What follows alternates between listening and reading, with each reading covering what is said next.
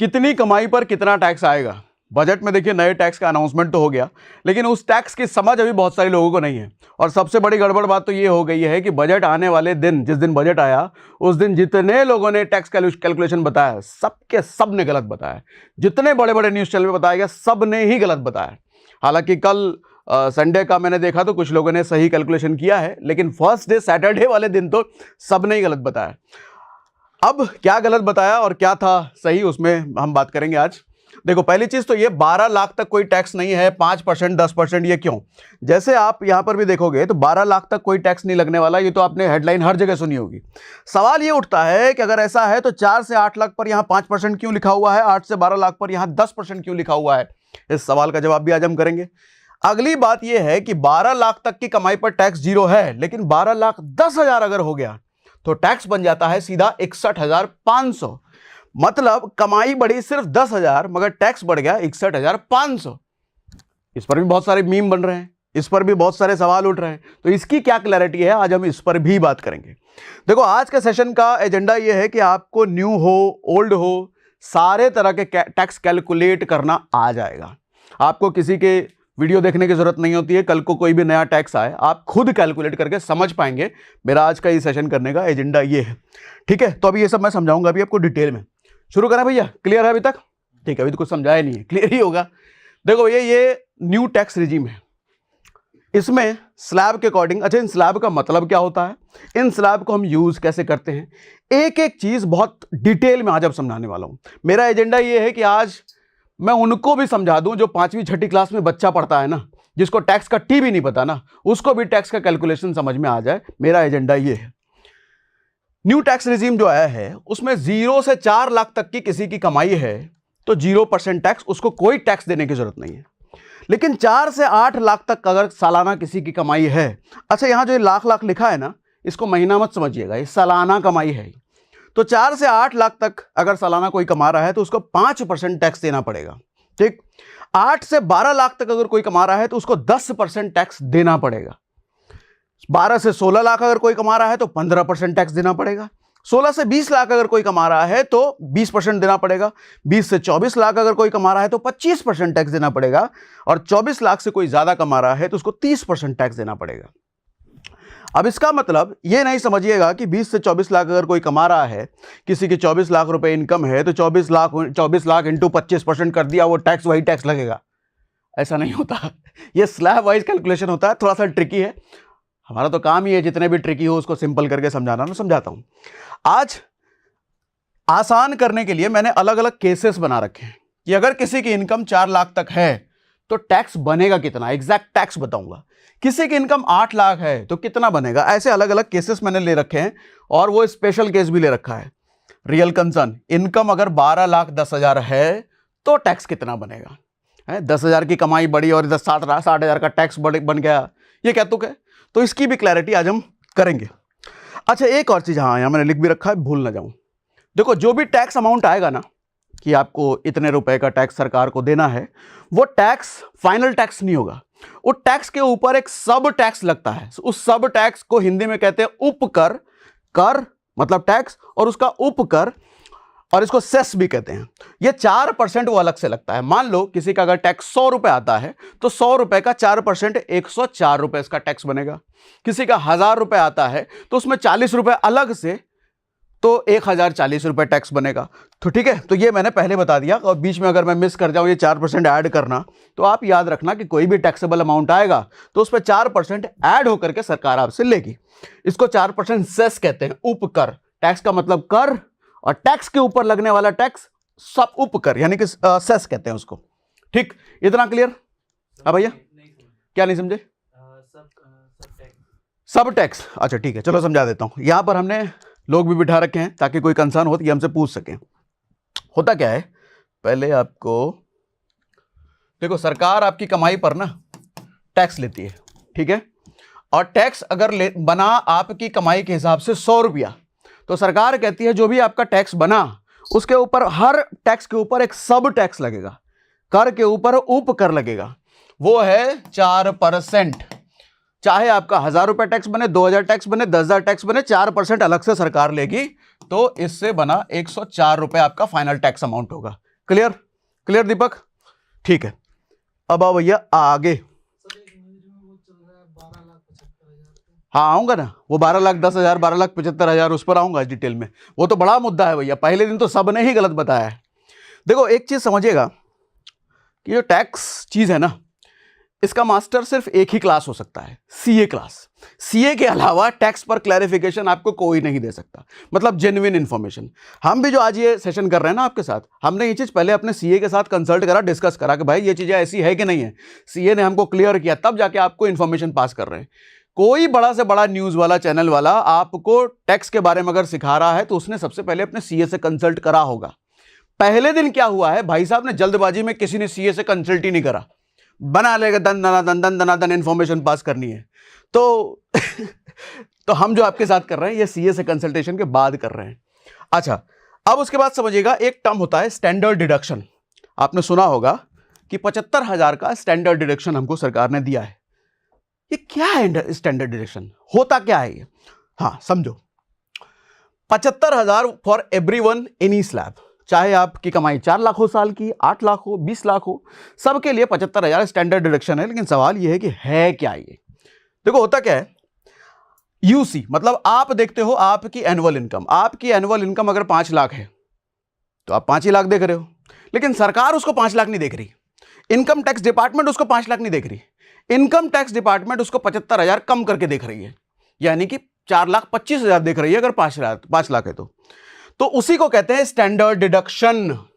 मतलब आपकी कमाई चाहे कुछ भी हो साल की, चमाई बोल दिया क्या, मुंह से चमाई निकल, चमाई नहीं कमाई कुछ भी हो साल की, उसमें 75,000 सरकार पहले कम करके देखेगी इनकम टैक्स कैलकुलेट करने के लिए। आप चाहे 20 लाख कमाओ तो सरकार उसको 20 लाख नहीं देखेगी, सरकार देखेगी अच्छा भाई साहब ने 19,25,000 कमाया है, तो सारे टैक्स के कैलकुलेशन 20 लाख पर नहीं होंगे, 19,25,000 पर होंगे। आपकी कमाई अगर 10 लाख है तो 10 लाख पर टैक्स के कैलकुलेशन नहीं होंगे, 9,25,000 पर होंगे। तो ठीक है, तो अभी जो इनकम स्लैब अभी मैं आपको इधर दिखाने वाला हूं, वो सब स्लैब आपकी उस कमाई पर है जो कमाई इनकम टैक्स देख रही है, एक्चुअल कमाई नहीं। और इनकम टैक्स जो कमाई देख रही है वो कितनी है, 75,000 घटा करके, चाहे आपकी कमाई कुछ भी हो। ठीक, क्लियर है भैया? स्टैंडर्ड डिडक्शन समझ में आया? अब समझो, एक एक केसेस के साथ जरा डिटेल में समझाता हूं। सर आपकी इनकम अगर 4 लाख तक है तो कितना टैक्स बनेगा? इस स्लैब के अकॉर्डिंग सरकार ने ही बोल दिया है कि 0 से 4 लाख अगर आपकी कमाई है साल की तो आपको 0 टैक्स देना है, कुछ नहीं लगेगा। कुछ नहीं का मतलब कुछ भी नहीं, ठीक है। लेकिन 4 से 8 लाख अगर कमाई है तो 5%, अभी इसका समझ में आते हैं, ठीक है।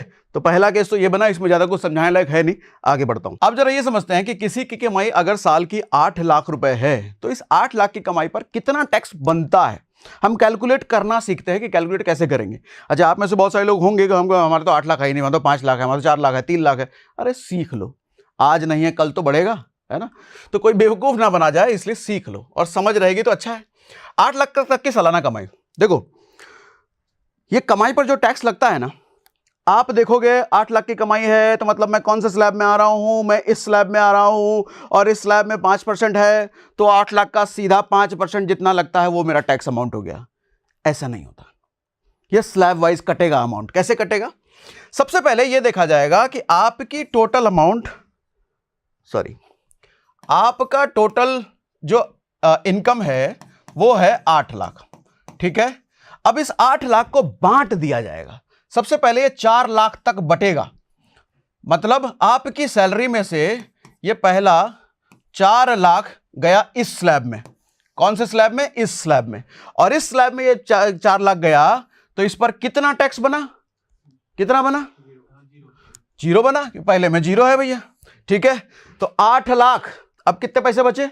पहला स्लैब के अकॉर्डिंग तो 0 बन गया। दूसरे स्लैब में 8 लाख माइनस 4 लाख, कितने पैसे बचे? बाकी 4 लाख। अच्छा, ये जो बाकी 4 लाख बचा है ये जाएगा दूसरे स्लैब में। तो दूसरे स्लैब के अकॉर्डिंग कितना पैसा है? 5%। इस 4 लाख का 5% निकालो, कितना होता है भैया? कितना होता है? 20,000 रुपया। तो सवाल ये है कि ये 8 लाख पर सरकार के नए टैक्स रिजिम के अकॉर्डिंग 20,000 रुपये टैक्स बन रहा है, तो क्या ये टैक्स देगा? नहीं देगा। क्यों नहीं देगा? टैक्स तो बना है इसका।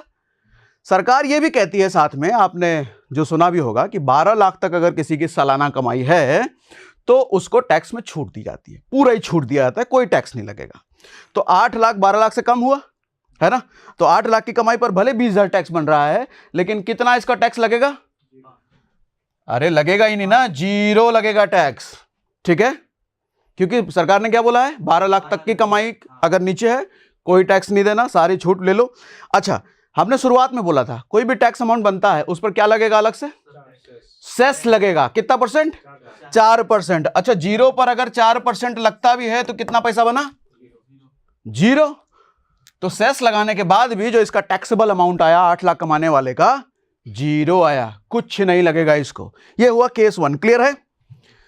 अब आओ अगले केस पर जरा डिस्कस करते हैं। अच्छा, बीच में जरा सा आरबीआई की भी बात कर लेता हूं क्योंकि बहुत जरूरी है। आरबीआई का एक बड़ा डिसीजन आ सकता है। आरबीआई की मॉनेटरी पॉलिसी कमेटी की मीटिंग 5 से 7 फरवरी के बीच होगी और उसमें बहुत ज्यादा संभावना यह है कि रेपो रेट में कमी आ सकती है। रेपो रेट कट होगा और सबसे इंपॉर्टेंट बात, बैंक के इंटरेस्ट रेट भी कम हो सकते हैं। तो आप कहोगे करना क्या है? एफडी कीजिए जल्द से जल्द, लॉक कर लीजिए अभी के रेट पे, क्योंकि इससे पहले कि उनका रेट गिर जाए। लेकिन आप कहेंगे एफडी में बड़े रिटर्न कहां मिलता है, वही 5-7% मिलता है, इससे होगा क्या? तो मैं आपको यहां कहूंगा आप अपडेटेड नहीं है भाई साहब। एफडी में कई सारे ऐसे बैंक हैं जो आपको बहुत अच्छा रिटर्न देते हैं, जैसे यूनिटी बैंक, जिसका इंटरेस्ट रेट है 9.5% सीनियर सिटीजन के लिए और 9% रेगुलर एफडी के लिए। और नॉर्थ ईस्ट एसएफ बैंक भी है जो 9% रेगुलर एफडी के लिए देती है। डीआईसीजीसी, जो कि आरबीआई की एक सब्सिडरी है, डीआईसीजीसी इन बैंकों में 5 लाख तक की रकम को इंश्योर करता है, मतलब आपकी सेविंग्स पूरी सेफ है। और अब इन स्मॉल फाइनेंस बैंक में एफडी कैसे करनी है, इसके लिए एक ऐप बताता हूं आपको, नाम है स्टेबल मनी। इस ऐप पर आपको 200 से ज्यादा बैंक में एफडी कंपेयर करने का मौका मिलता है और आपको इंडिया के हाईएस्ट एफडी रिटर्न देने वाले बैंक भी यहां दिख जाएंगे। और हां, आपको इन बैंकों में कोई सेविंग अकाउंट खुलवाने की जरूरत भी नहीं है। आपकी सुविधा के लिए मैंने स्टेबल मनी ऐप का लिंक डिस्क्रिप्शन में दे दिया है, आप विजिट करें या स्क्रीन पर जो क्यूआर कोड आपको दिख रहा है उसे स्कैन करके स्टेबल मनी ऐप सीधा डाउनलोड कर सकते हैं। अब आइए वापस से मुद्दे पर। अब अगली इनकम पर हम वापस से आते हैं। एक बार 7 लाख पर भी देख लेते हैं। 8 लाख पर हो सकता है आप कहोगे भैया मिनिमम ले लिया, मैक्सिमम ले लिया, बीच की इनकम पर बताओ, तो बीच की इनकम भी ले लेते हैं। 7 लाख पर क्या आएगा? अगेन 7 लाख की इनकम पर हमको कैलकुलेट करना है, तो कैसे करें? 7 लाख कौन से स्लैब में आ रहा है? ये सेकंड स्लैब में, तो सीधा 7 लाख का 5% ऐसे कर दें? नहीं करें ना, क्या करें फिर? इसको बांटेंगे, पहले स्लैब के अकॉर्डिंग बांटते हैं। तो 7 लाख का पहला 4 लाख तक निकाल लो, यानी कि पहला 4 लाख तक निकाल लिया हमने। कितना टैक्स बना? 0। बचा कितना? 7 लाख माइनस 4 लाख, 3 लाख। अच्छा, तो ये कौन से स्लैब में जाएगा? 4 से 8 वाले में, सेकंड स्लैब में जाएगा। अच्छा, 3 लाख के अकॉर्डिंग कितना टैक्स? 5%। कितना बना? 3 का 5%, कितना बना? 15,000 बना टैक्स। तो क्या 15,000 ये टैक्स देना पड़ेगा सरकार को? देना पड़ेगा? नहीं देना पड़ेगा। क्यों नहीं देना पड़ेगा? क्योंकि सरकार क्या कर रही है, 12 लाख से कम के इनकम पर कुछ नहीं लगेगा। ठीक है, तो ये टैक्स भी कितना बनेगा? 0। अच्छा, 0 पर सेस भी लगेगा ना, 4%, तो कितना हुआ? 0। ठीक है, ये क्लियर हुआ? पक्का? अब आओ अगले पे। सर ठीक समझा रहा हूं? ठीक है, अब आओ 12 लाख पर। 12 लाख की कमाई है या अप टू 12 लाख की कमाई है? ये जो कह रहे हैं कि 12 लाख से कमाई तक पूरा छूट है, वो कैसे जरा ही समझते हैं। अच्छा, एक सवाल यहां पे बनता है कि 12 लाख की कमाई पर छूट तो है, 12 लाख तक या 12 लाख की कमाई पर छूट तो है, कितने रुपये की छूट है? रुपया कितना है जितना छोड़ रही है सरकार? 75,000 छोड़ रही है क्या? आओ समझते हैं। अरे रटना क्यों है, समझते हैं ना सबको। देखो, अब 12 लाख की कमाई, 12 लाख कौन से स्लैब में आ रहा है? थर्ड स्लैब में 10% है, तो 12 लाख का 10% 1,20,000 टैक्स बन गया? बन गया क्या? बन गया क्या? अरे नहीं बना ना, इसको ही बांटेंगे ना स्लैब में। तो 12 लाख की कमाई पर पहले स्लैब में जाएगा 4 लाख तक। ठीक है, 4 लाख तक टैक्स कितना? 0। अगले स्लैब में जाएंगे हम 4 से 8 तक। ठीक है, कितना लगेगा? मतलब 20,000 हमने यहां पे लिख रखा है, 20,000 टैक्स बन गया। ठीक है, बाकी कितना बचा? 8 लाख तक हमने ले लिया, बाकी 4 लाख और बचा है, 12 लाख माइनस 8 लाख। ठीक है, तो बाकी 4 लाख और बचा है। इस 4 लाख पर कितने % टैक्स? कितने परसेंट? तीसरे स्लैब में है ना। अब तीसरे स्लैब में आ जाएंगे। पहला स्लैब ले लिया हमने, यहां ले लिया, दूसरा स्लैब हमने यहां ले लिया, तीसरा स्लैब हम यहां लेंगे, तो 4 लाख पर कितने परसेंट? कितना हुआ रुपया? 40,000 रुपया। ठीक है सर, पहले स्लैब के अकॉर्डिंग तो 0 टैक्स, दूसरे स्लैब के अकॉर्डिंग 20,000 का टैक्स, तीसरे स्लैब के अकॉर्डिंग 40,000 का टैक्स। तो 40,000 प्लस 20,000 कितना हुआ? 60,000। तो 12 लाख की कमाई पर टैक्स कितना बन रहा है? कितना बन रहा है? तो ये क्या 60,000 हमको देना है टैक्स? नहीं देना। क्यों नहीं देना? सरकार ने क्या बोला? 12 लाख तक की इनकम पर छूट। अच्छा, तो अब अगर मैं आपसे ये पूछूं कि 12 लाख की कमाई पर सरकार छूट तो दे रही है, कोई टैक्स नहीं ले रही है, कितने रुपये का हमको बचत हो रहा है? कितने रुपए का बचत हो रहा है? अरे ये 60,000 का बचत हो रहा है, 20,000 प्लस 40,000। ठीक है, यहां हमने लिख भी रखा है कि 40,000 प्लस 20,000, तो आपको 60,000 रुपए की नेट बचत है। ठीक, क्लियर? अब आओ अगले पर। सर इसमें एक क्वेश्चन। हाँ बताओ। ये सरकार 12 लाख पे छूट तो बता रही है, फिर ये स्लैब क्यों बना है? हाँ, सरकार 12 लाख पर छूट तो बता रही है, फिर ये स्लैब क्यों बनाए हैं? नहीं, ये स्लैब इसलिए बनाए जाते हैं कि देखो, सिर्फ इनकम टैक्स की कैलकुलेशन नहीं होती है, और इनकम टैक्स सिर्फ और सिर्फ सैलरीड एम्प्लॉय की बात हम कर रहे हैं, सिर्फ सैलरीड एम्प्लॉय के लिए नहीं होती है, बिजनेस के लिए अलग होती है। एक ITR नहीं होता, ITR 1, ITR 2, ITR 3, कई तरह के होते हैं, और हर स्लैब में इतना ही छोड़ दिया जाए ऐसा नहीं है। हर स्लैब की लिमिट अलग अलग है, हर ITR की तरीके अलग अलग कैलकुलेशन के लिए, ताकि एक स्टैंडर्ड ये बना दिया गया है और हर ITR में अलग अलग तरीके से इसको यूज किया जाए। चलो इसके डिटेल में हम नहीं जाते, फिलहाल ये समझते हैं कि सैलरीड एम्प्लॉय के लिए स्लैब जो है सरकार ने जो दे दिया है उसको हम कैसे समझें। ठीक, हाँ चैनल पे ऐसा भी चल रहा था कैसा? कि जो स्लैब पे टैक्स है ये देना तो पड़ेगा, लेकिन तुम्हारे रिडीम हो जाएगा, मतलब वापस। अच्छा ठीक है, तो पुष्पेंद्र यहाँ पे ये कह रहे हैं कि कई सारे न्यूज चैनल पे ये चल रहा है कि आपको 12 लाख तक की कमाई पर छूट तो है, लेकिन वो रिडीम हो जाएगा बाद में। बेसिकली रिडीम वर्ड अलग है, समझाता हूं असल चीज है क्या। वैसे अभी समझा चुका हूं, लेकिन फिर भी करता हूं। होता क्या है, अब जैसे सरकार ने बोला कि 12 लाख तक की कमाई पर छूट, कोई टैक्स नहीं देना, लेकिन यहां टैक्स तो बन रहा है। सर 4 से 8 लाख की कमाई पर 20,000 तो टैक्स बन रहा है। अगर 12 लाख तक की कमाई है तो टोटल दोनों को मिला करके 60,000 टैक्स तो बन रहा है।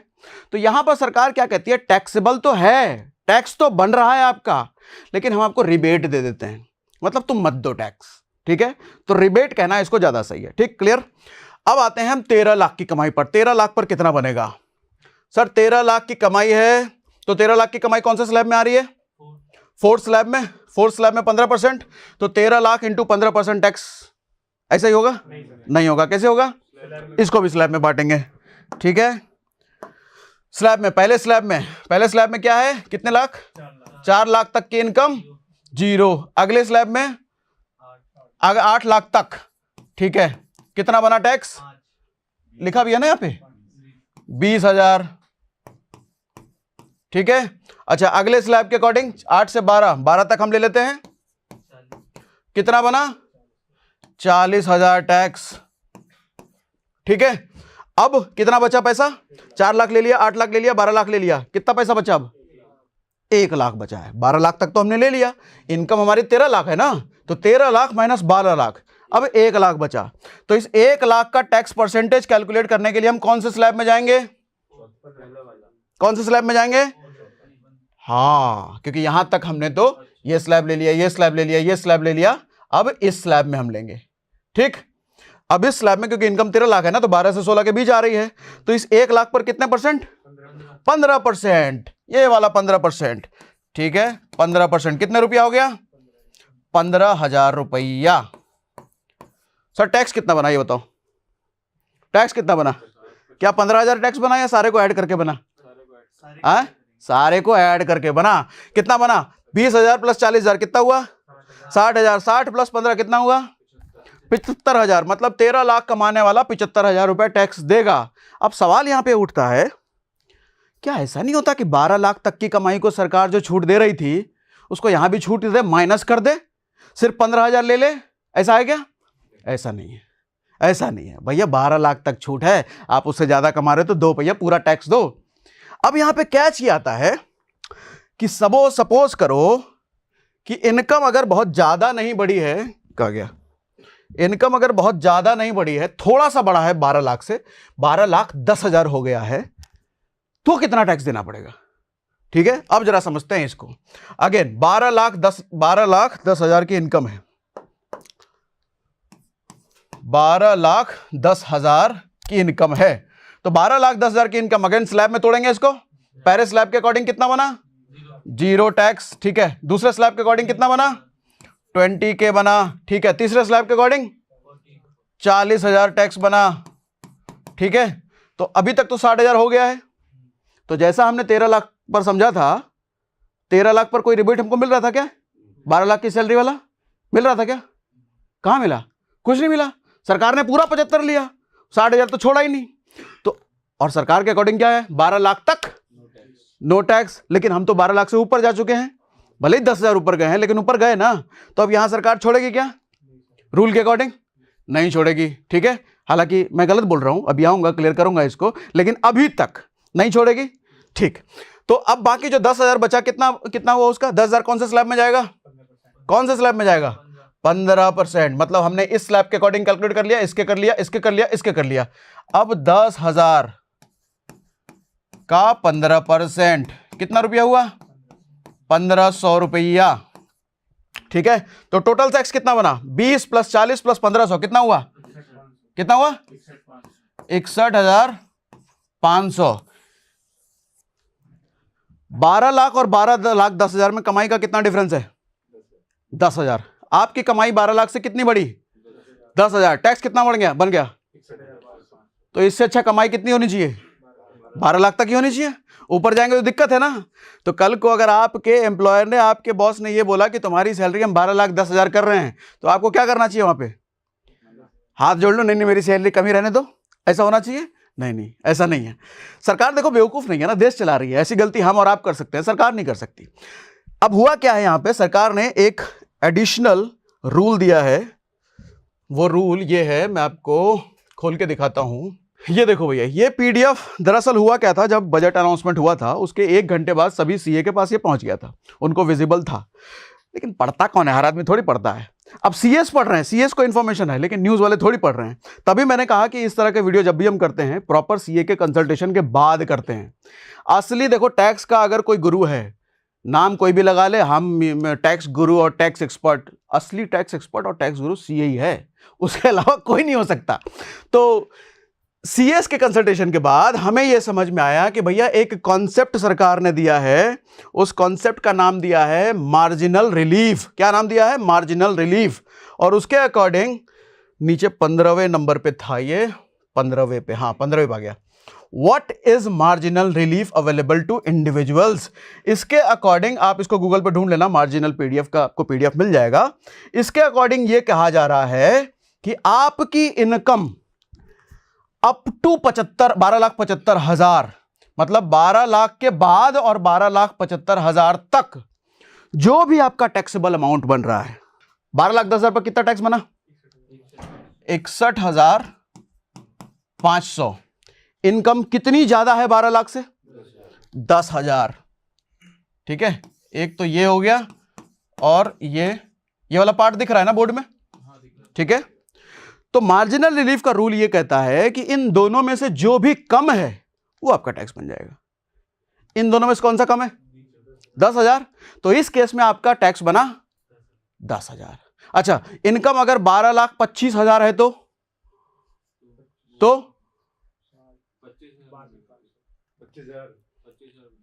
यहां पे रूल क्या है? अप टू 12,75,000, जो भी कम होगा दोनों में से वही आपका टैक्स बन जाएगा।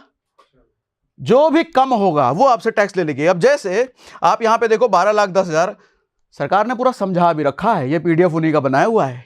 12,10,000 में टैक्स बन रहा है 61,500, लेकिन आपका असल tax actually payable with marginal relief. Marginal relief के बाद जो आपका टैक्स पेएबल बनता है, जो आपको देना है, सिर्फ 10,000। ऐसे ही 12,50,000 अगर किसी की इनकम है तो वैसे तो टैक्स बन जा रहा है 67,500, लेकिन ये देना नहीं है। मार्जिनल रिलीफ के अकॉर्डिंग 12 लाख में कितना बढ़ा है? 50,000, तो आपका 50,000 टैक्स। ठीक है, मार्जिनल रिलीफ के अकॉर्डिंग 12,70,000 पर वैसे टैक्स तो बनना चाहिए 70,500, लेकिन कम पार्ट है 70,000, क्योंकि 12 लाख में कितना बढ़ा है? 70,000, तभी तो 12,70,000 हुआ, तो ये 70,000 टैक्स दे देना। अब इसके बाद नॉर्मल रूल जो अभी तक हमने सीखा है, ठीक, मार्जिनल रिलीफ इतने तक के लिए है, 12,75,000 के लिए। तो अभी तक जितने मीम बने हैं, हाँ बताओ बताओ। हाँ हाँ, सवाल अच्छा है इनका। सवाल ये है कि 12,10,000 की इनकम है, स्टैंडर्ड डिडक्शन भी तो मिल रहा है, तो 12 लाख कितना हो गया? 85,000 रुपए। लेकिन हमने शुरुआत में एक लाइन बोली थी, क्या बोली थी? कि आपकी इनकम जो स्लैब में यहां पर है, इधर जो इनकम स्लैब में है, ये इनकम कौन सी वाली इनकम है? जो इनकम आपकी जेब में आ रही है, ये वही इनकम है क्या? नहीं। हमने शुरुआत में क्या बोला था? अगर आपकी सैलरी 20 लाख रुपए साल की है तो सरकार क्या देखेगी उसको? 75,000 कम करके देखेगी, 19,25,000 देखेगी। तो 75,000 तो पहले ही सरकार ने कम कर दिया है। तो जितने भी हम कैलकुलेशन ये सीख रहे हैं 19-25 पे कर रहे हैं, 20 पे नहीं कर रहे हैं। अगर सैलरी किसी की 5 लाख है तो ये कैलकुलेशन कितने पे हो रहा है? 4-25 पे हो रहा है। ठीक, बढ़िया सवाल था वैसे, बहुत लोगों का कंफ्यूजन हुआ होगा यहाँ पे। अब आ जाओ पुष्पेंद्र, क्लियर है पक्का? अब आओ भैया आगे, क्या कह रहे, यही पूछने वाले थे? अच्छा ठीक है, 12,10,000 का हमारा केस हो गया। बहुत रील बने हैं इस पे। अब 17 लाख की इनकम पर जरा समझते हैं कि पहला 4 लाख हम यहां पे निकालते हैं। पहला 4 लाख निकाला, इस पर कितना परसेंट, कितना टैक्स बना? 0। अगला 4 लाख, मतलब ये दूसरे स्लैब में आ गए। पहले वाले में हम 8 लाख हमने लिखा था, लेकिन आप समझना कि जो भी टोटल इनकम है उसको स्लैब वाइज हम बांटते जा रहे हैं। तो 17 लाख की इनकम में से पहला 4 लाख हमने निकाला, तो पहले 4 लाख पर 0% बना। अगले 4 लाख पर कितना बना?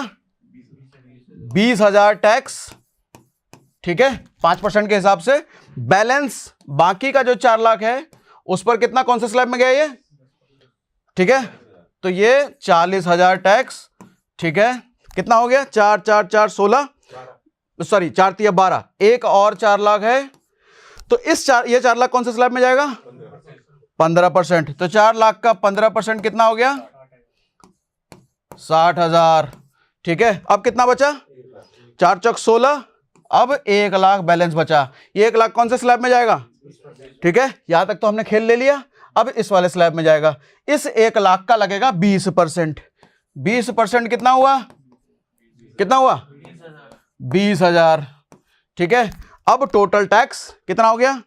20,000 प्लस 40,000 प्लस 60,000 प्लस 20,000, मतलब 1,40,000 रुपए, 1.4 लाख टैक्स आपका बन गया। इस पे 4% सेस जो हम बात कर रहे थे। अब कहोगे तो बहुत टैक्स ले रही है। बहुत टैक्स नहीं ले रही है, कम हो गया है। पिछला वाला टैक्स स्लैब दिखाऊं? देखो वो भी हमने हिसाब किताब लगा रखा है। पहले इस बजट के पहले, अगर यानी कि इस साल जो आप टैक्स भरेंगे, इस साल मतलब मार्च में जो आपका हिसाब किताब का बही खाता लगेगा, वो तो पुराने वाले हिसाब के लगेगा। तो पुराने वाले हिसाब के अकॉर्डिंग अगर किसी की 17 लाख है तो उस पर देखो कितना टैक्स बनेगा। ऊपर आ जाओ, ऊपर आ जाओ, ये रहा ये रहा ये रहा। यहां देखो दोनों स्लैब्स लिखे हुए हैं, ये पुराना वाला स्लैब, ये नया वाला स्लैब। आप अगर 17 लाख हो तो पुराने स्लैब के अकॉर्डिंग आ रहे हो कौन से वाले में? देखो अबव 15 लाख, यहां पहले डिक्लेयर कर दिया कि 15 लाख से ऊपर कुछ भी हो, कितना? 30%। तो 15 लाख से 30% अगर आप इसी हिसाब से कैलकुलेट करोगे तो कितना बनेगा? आओ कैलकुलेट कर ही लेते हैं। कर लें या वैसे बताऊं डायरेक्ट? कर लेते हैं, ठीक है कर लेते हैं, आ जाओ। तो इसको हमको थोड़ा सा याद रखना पड़ेगा ना, यहीं पे कर लेते हैं, यहाँ पे कोने में, यहाँ पे हमारे पास जगह है। ठीक है, अच्छा 17 लाख इनकम इस स्लैब के अकॉर्डिंग। पहला स्लैब कितना है इसमें? इसमें पहला स्लैब 3 लाख है, तो 3 लाख पर कितना बना? 0। कैलकुलेटर खोल लो। अगला स्लैब बना 3 लाख से 7 लाख। अच्छा अब अगला स्लैब क्या बना? 3 लाख से 7 लाख, कितने रुपए? 4 लाख। 7 लाख माइनस 3 लाख, 7 लाख माइनस 3 लाख, कितने रुपए? 4 लाख। इस 4 लाख पर कितना टैक्स है? 4 लाख का 5% कितना हुआ? जल्दी बताओ। 20,000 हुआ, 20,000 टैक्स। अगला कितना भैया? 7 से 10, यहां पे कितना बैलेंस हुआ? 10 माइनस 7, 3 लाख। अच्छा पुराने वाले में एक ये गड़बड़ी हुई है, कहीं 4 लाख गैप हो रहा है, कहीं 3 लाख गैप हो रहा है। नए वाले में अच्छा है, 4-4 लाख के गैप पे है, कैलकुलेशन इजी हो गया नए वाले में, ये भी एक अच्छा पॉइंट है। ठीक है, तो 10 माइनस 7 कितना हुआ? 3 लाख। इस 3 लाख पर कितने परसेंट? 10%, कितने रुपए हो गए?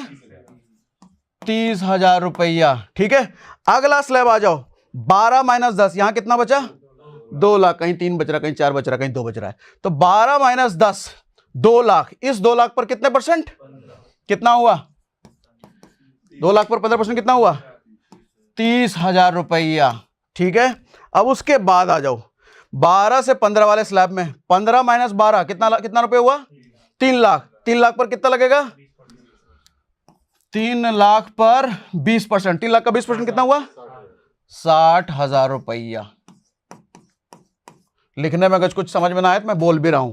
3 लाख का 20% 60,000 रुपया। ठीक है, अब अगले स्लैब में आ जाओ। 15 लाख से ऊपर जितना भी है उस पर कितना? 15 लाख से ऊपर कितना है? इनकम कितना लिया हमने? 17 लाख लिया ना। तो 17 लाख 15 लाख से ऊपर कितना है?